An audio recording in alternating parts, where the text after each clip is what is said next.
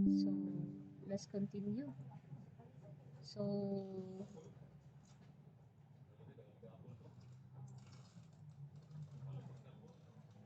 So planning and programming. Planning is a process of thinking ahead and organizing resources. That's a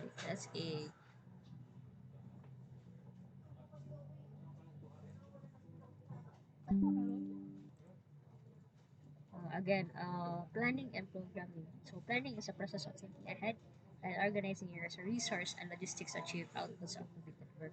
While program is described as sequence of tasks. So when we say planning, it's a thinking ahead, and program it's a sequence.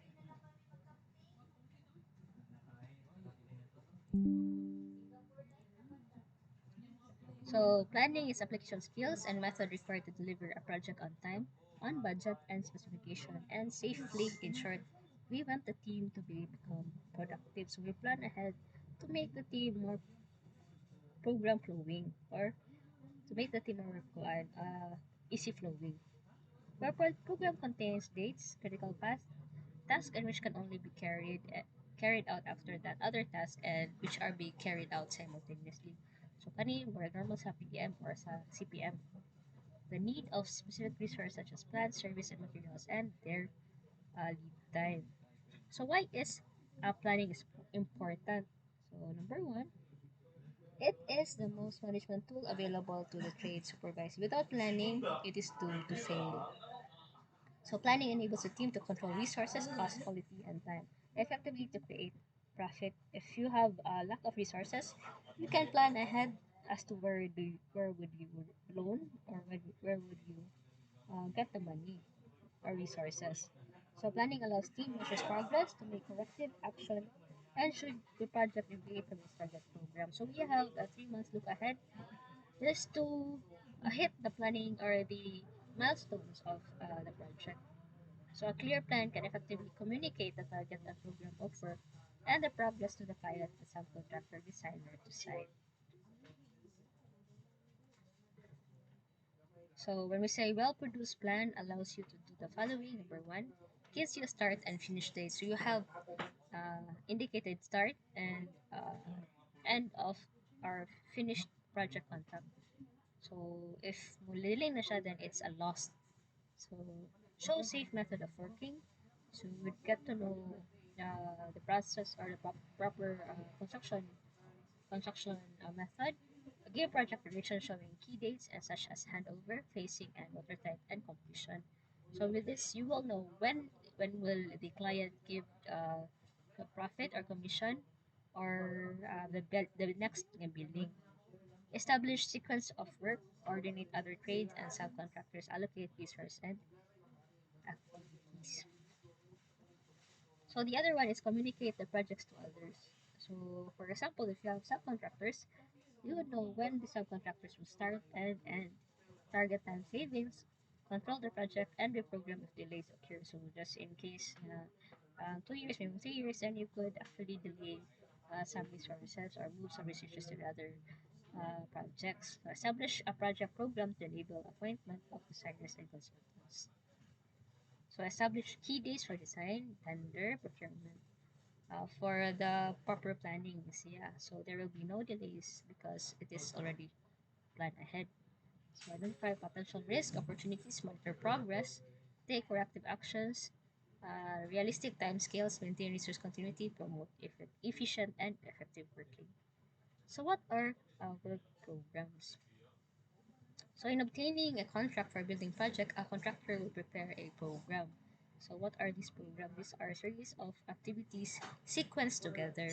So work activities. It shows relationship between different tasks and indicates when and how long these resources are required. So we have per CPM and PDM for this, and we would know when when the project is done and finished. So progress of work can be compared with targets times contained in the program. If the target times are realistic, the program can be source of motivation of the site teams who will make every effort to stick to the program and catch up when required. So resources, our materials, equipment, and workforce are the most key components for the success of the project. So these are the typical construction activities. Paano siya from base to the topmost.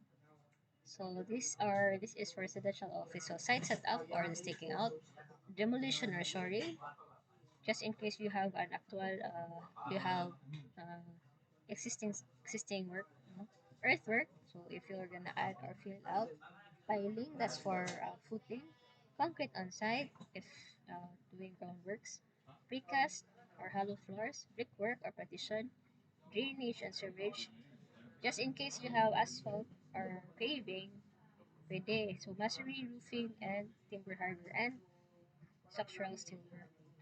So depende if you have different method of construction.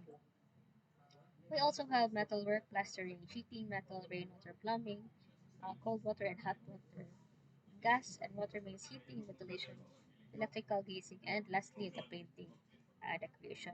Even though rainwater plumbing, ventilation, and heating, it is also needed for fitting out in the concrete casting or inside concrete inside.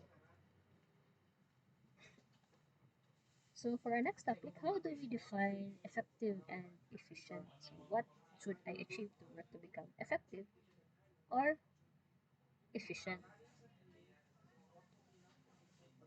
So when we say effectively and efficiently is called productive. It has quality, on time, profitability, safety, environment friendly, and high morale. So what's the difference between effective and efficient?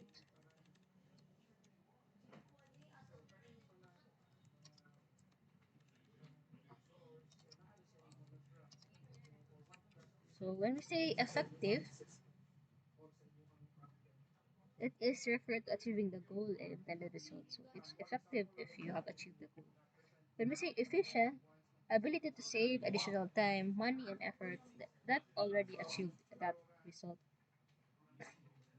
So when we say a person effective, he or she has this 100% accuracy that the activity is 100% success. When we say efficient, they memorize or mastered already that type of activity and has a lesser time and high chance of success in smaller scale of resources. So that's efficient. So being efficient and effective means you are productive in terms of quality, on time, profitability, safety, and high morale. So quality, so it must be in good standards. On time, it's on time with PDM. Profitability, it reduces cost because you are highly efficient, meaning you do 100% task with no errors with a limited number of time. So safety and environment, compliance and prevention, and high morale. So what is productive planning? It is set objectives, plan and schedule work activities, implement work, plan, and monitor activities. So one of the four, the less achieved or the less monitored are the monitor work activities. So if you're in a big company, hindi siya na-available. But if in a small company, di kayo na monitor ang work activities. So these are the purpose, no? Set objectives. What are your purpose, vision, and master plan? Plan and schedules, implement work plans, and monitor work activities. So planning includes logistics, site setup, access road traffic, lifting plans, risk assessment, and resource required to complete the project, quality, and specification.